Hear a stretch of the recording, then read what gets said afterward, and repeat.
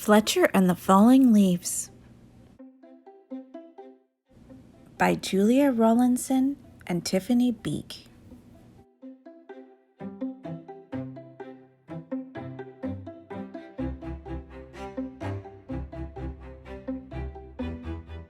The world was changing. Each morning when Fletcher bounced out of the den, everything seemed just a little bit different. The rich green of the forest was turning to a dusty gold, and the soft swishing sound of summer was fading to a crinkly whisper. Fletcher's favorite tree was looking dull, dry, and brown. Fletcher, visiting it every day, was beginning to get worried. "I think my tree is ill," said Fletcher. "What's wrong with it?" asked Mummy. "Its leaves are turning brown," said Fletcher. "Don't worry, it's only autumn," smiled Mummy.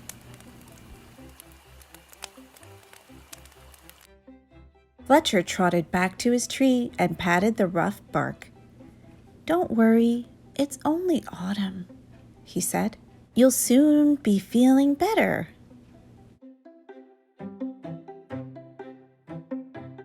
But the tree didn't get better. Day by day, it got browner still. One day, as Fletcher sat by the tree, the wind began to blow. A small brown leaf blew off the tree and drifted towards the ground. Fletcher jumped up and caught it, very gently, in his paw.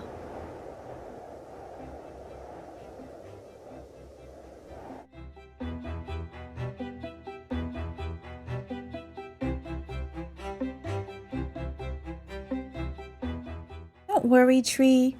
I've got your leaf. You'll soon be fixed," said Fletcher. He looked around, scratched his head, and picked a piece of grass. He carefully tied the leaf to its branch and sat happily down.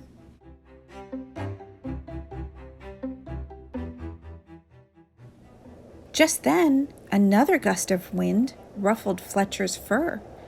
The little leaf shook itself free and fluttered back to the ground. Fletcher picked it up again and thought very hard. Then he poked the leaf into a twig and pushed it firmly down. "Now you hold on tight," said Fletcher sternly. "No more flying around." The little leaf gave a tiny rustle in reply.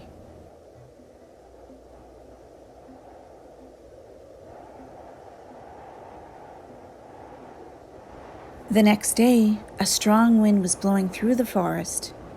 Fletcher rushed out of the den and ran all the way to his tree. Lots of its branches were brown and bare, and little lost leaves whirled everywhere. "Oh, don't worry, tree," he called in alarm. "I'll catch them for you, I promise."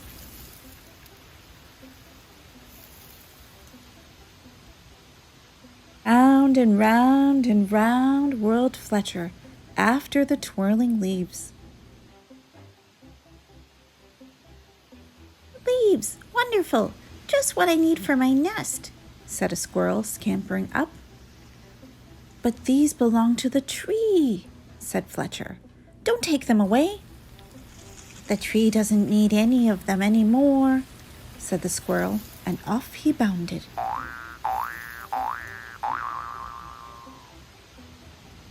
"Help! Help! The wind and the squirrel are stealing our leaves," cried a frantic Fletcher. "Leaves! Marvelous! Just what I need to keep warm," said a hedgehog, rolling around. "But these belong to the tree," said Fletcher, plucking leaves from the hedgehog's prickles. "Not anymore," snuffled the hedgehog, and away he rolled. "Oh, help! The wind and the squirrel and the hedgehog are stealing our leaves," cried a frenzied Fletcher.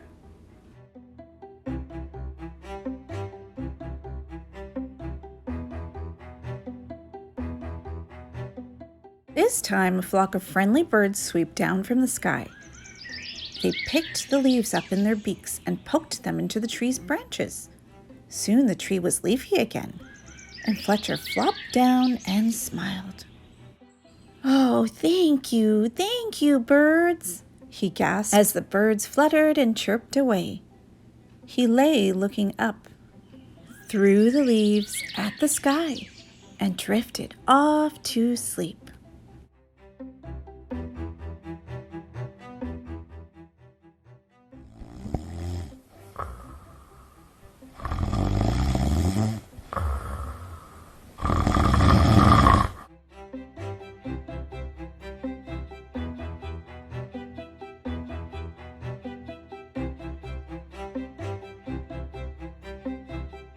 But still, the wind continued to blow and the branches danced. The leaves shivered and shook themselves and began to wriggle free. They tossed and turned and twitched and twirled and tumbled to the ground. They brushed Fletcher's ears and nose and filled his dreams with a whispering sound.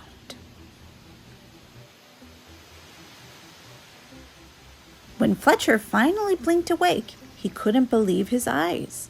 Instead of a roof of dancing leaves, he could see bare branches against the sky. "Oh, tree, I am so sorry," gulped Fletcher. "All your leaves are gone." But then he saw, high in the branches, one small leaf still holding on.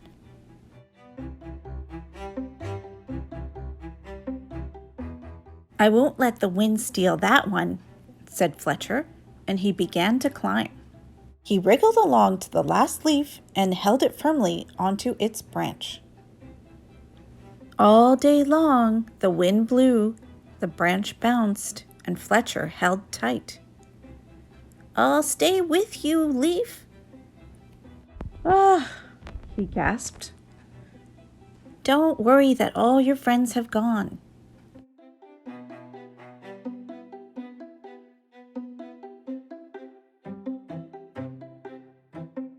But then, with a sudden whoosh of the wind, the branch bounced high. With a whispered plip, the leaf let go and fluttered like a little flag, clutched in Fletcher's paw.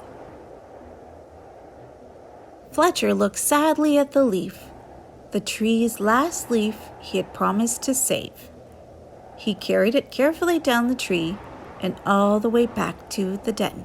He made it a cozy little bed and gently tucked it in for the night. But all night long, he could only think of his tree all on its own.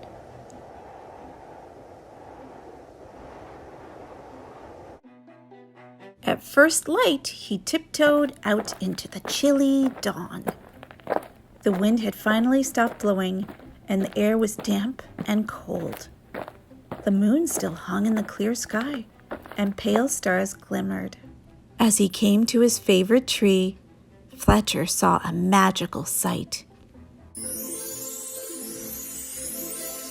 The tree was hung with 1,000 icicles, shining silver in the early light. "You are more beautiful than ever," whispered Fletcher to the tree made of ice.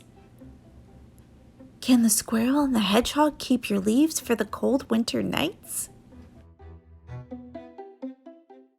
A tiny breeze shivered the branches, making a sound like laughter. And in the light of the rising sun, the sparkling branches nodded.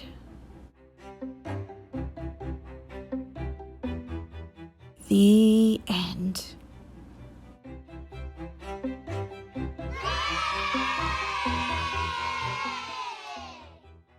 Thank you for listening. If you like this story, please give it a thumbs up. And if you want to hear more stories, please subscribe to the Storytime channel.